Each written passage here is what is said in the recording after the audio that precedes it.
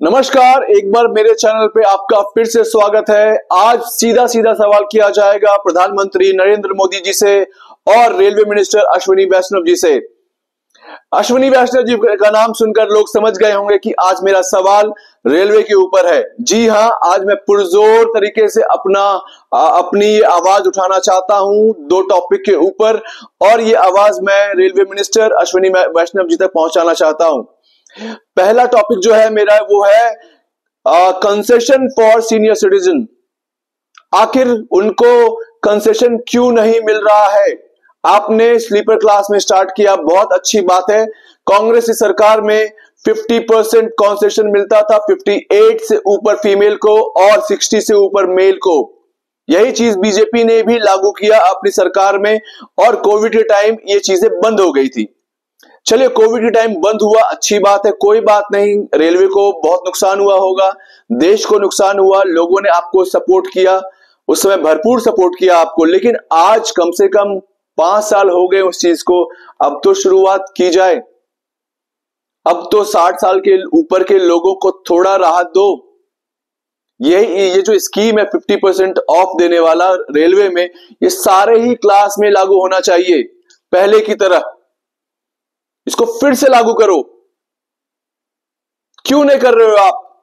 कोई भी सरकार आती है वो फॉर द पीपल आती है, लोगों के हित में काम करने के लिए आती है, ना कि प्रॉफिट कमाने के लिए। वो भी पब्लिक ट्रांसपोर्ट से कौन सा प्रॉफिट कमाओगे और क्या हो जाएगा? आपको बैलेंस करना है ना, तो फ्रीबीज बांटना बंद कर दो। लोन जो माफ करते हैं वो बंद कर दो। एटलीस्ट जो लोग रिटायर हो गए उनको कुछ तो खुशियां दो। प्राइवेट सेक्टर में भी रह के उन्होंने नेशनल बिल्डिंग में अपना योगदान दिया, या पब्लिक सेक्टर में रह के उन्होंने नेशनल बिल्डिंग में अपना योगदान दिया। अब वो रिटायर हो चुके हैं तो उनको कुछ सहूलियत चाहिए, कुछ थोड़ी बहुत खुशियां चाहिए। लोग क्यों ट्रैवल करते हैं? उस एज के लोग क्यों ट्रैवल करेंगे? शायद अपने बच्चों से मिलने के लिए, शायद कहीं घूमने फिरने के लिए, क्योंकि जिंदगी उन्होंने काम करने में गुजार दिया, शायद तीर्थ यात्रा के लिए, या तो मेडिकल टूरिज्म के लिए। पति को पत्नी को दिखाना हो, या पत्नी को पति को किसी डॉक्टर के पास दिखाना हो किसी दूसरे स्टेट में जाकर। तो जब वो खुद ही प्रॉब्लम में है तो थोड़ी सहूलियत तो देनी चाहिए सरकार को। अश्विनी वैष्णव जी, प्लीज इस चीज को लागू करें। कोविड खत्म हो चुका है, लोग आपसे आशाएं लगा के बैठे हुए हैं। 4 सालों में आपकी सरकार बदल जाएगी, कोई दूसरी सरकार आएगी, फिर यही सब होता रहेगा। आखिर लोग आपको वोट क्यों देते हैं? वो देते हैं कि उनको सहूलियत मिल सके सरकार से। वो ऐसा सरकार चुनते हैं कि बोलते हैं ना, it is for the people by the people. तो उसको करके दिखाओ। दूसरा टॉपिक है मेरा आरएसी को लेकर। आप एक काम करें अश्विनी वैष्णव जी, एक टिकट बुक करें, मतलब एक ही सीट पे 2 टिकट बुक करें, एक अपना मोदी जी का। 2 रूट देता हूं मैं आपको, पटना से मुंबई और पटना से बेंगलोर। आप दोनों ट्रैवल करें, 45-45 घंटे उस सीट पे साथ में सोएं, साथ में बैठें। अगर आपको प्रॉब्लम नहीं होगी तो पूरे इंडिया को प्रॉब्लम नहीं होगी। लेकिन लोगों को प्रॉब्लम होती है। आधे सीट पे बैठ के लोग 45-45, 50-50 घंटे, 35-35 घंटे गुजारते हैं, ना सो पाते हैं ना बैठ पाते हैं। किराया आप उनसे बराबर लेते हो। जो 3rd एसी में बंदा जाता है उसका सोचिए, साइड लोअर और 2nd एसी का 3rd एसी का एक जैसा ही है। 3rd एसी वाला एक सीट का 3000 देगा, 2nd एसी में वही हाफ सीट का 5000 देगा। ये डिफरेंसेस क्यों है? क्यों डिस्क्रिमिनेट करते हो लोगों के बीच में? आप लोगों से क्यों मतलब उनका खून क्यों पीते हो? उनसे पैसा क्यों खींचते हो? सरकार सहूलियत देने के लिए होती है, खून पीने के लिए नहीं। आप सीट तो आधी देते हो उनको, पैसा उनसे पूरा लेते हो। अगर मान लो किसी का आरएसी रह गया, उसका कंफर्म नहीं हुआ, तो एटलीस्ट सरकार को वो हाफ कैशबैक तो देना चाहिए। इससे कितना कमा लोगे? इतने फ्रीबीज बांटते रहते हो यार। फालतू में इसकी सौगात उसकी सौगात बांटते हो, वहां से पैसे बचा लो। ये तो जेन्युइन लोग हैं जो ट्रैवल कर रहे हैं, जिनको 1 दिन 2 दिन ट्रेन में गुजारना होता है, उनको तकलीफ होती है। उनकी तकलीफ उनकी पीड़ा कौन सुनेगा? मीडिया हाउसेस तो कभी ये सब चीजें उठाती नहीं है, क्योंकि उनको टीआरपी नहीं मिलेगा।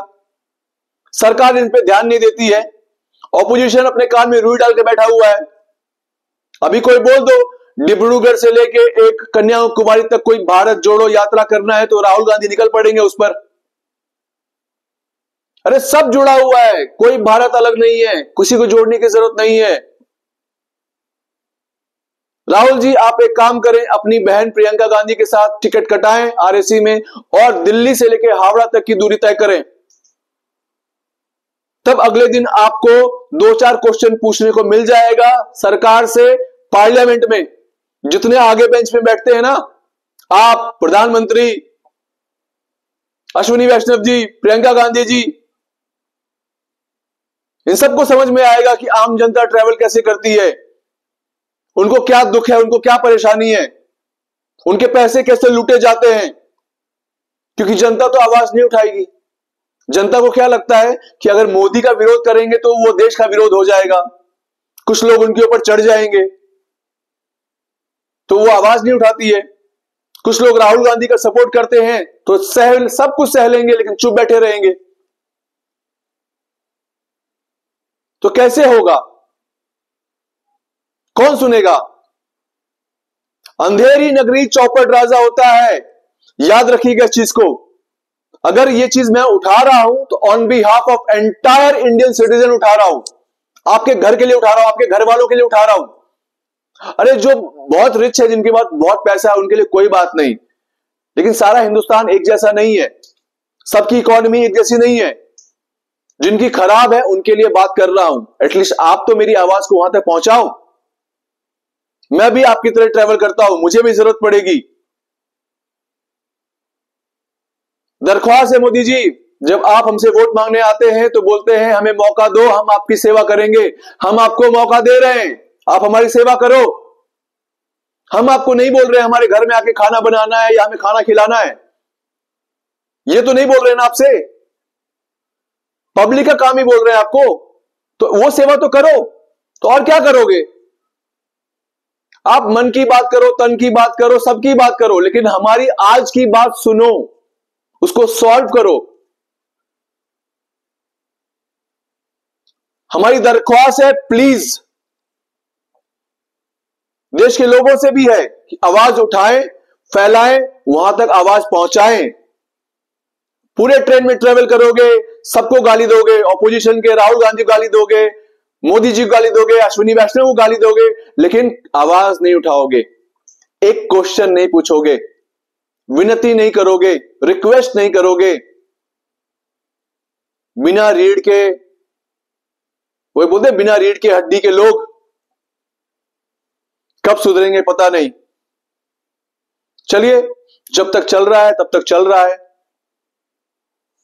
बहुत ध्यान रखिए अपना। जय हिंद।